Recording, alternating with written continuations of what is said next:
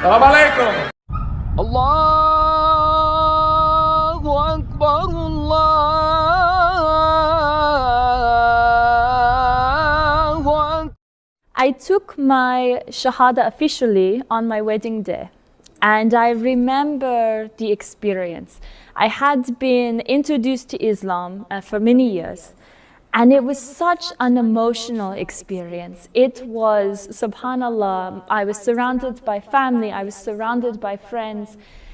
I just really connected. And then reality set in.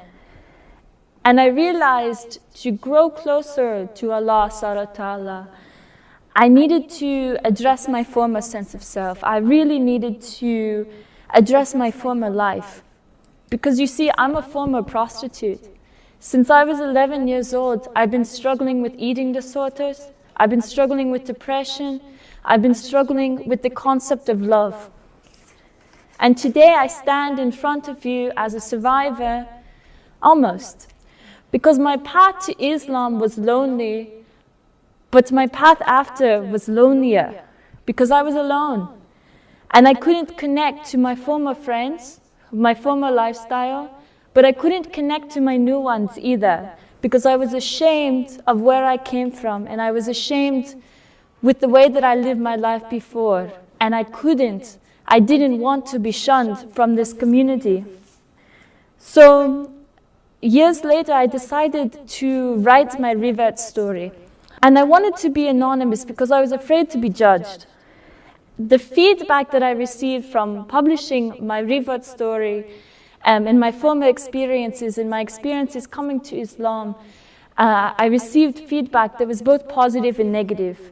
But two things really puzzled me. And the first that puzzled me was that not one single person asked me how was I doing. They didn't ask how I was doing. They didn't ask if I was still struggling, if I was still having these feelings of guilt. And then the second thing that puzzled me was I started to receive these emails, and I received one email and another email, and followed by many more other emails by Muslim women, young Muslim women who were born into Islam, who were converts to Islam, who had these same problems that I was struggling with, these feelings of loneliness and isolation, and they didn't have anybody to talk about because they were afraid to be shunned from the community. And my story is not unique. My story is the story that's felt by millions of other Muslim women who struggle with depression, who struggle with love, who struggle with eating disorders and self-harm and substance abuse. And they're born Muslim, and they're Muslim converts, and they're people that have not come to Islam because they're fearful of being alone. We are able to grow when we reflect. We are able to grow when we are able to see this transformation, to be documenting where we came from to where we want to go. And only through this way can we truly grow.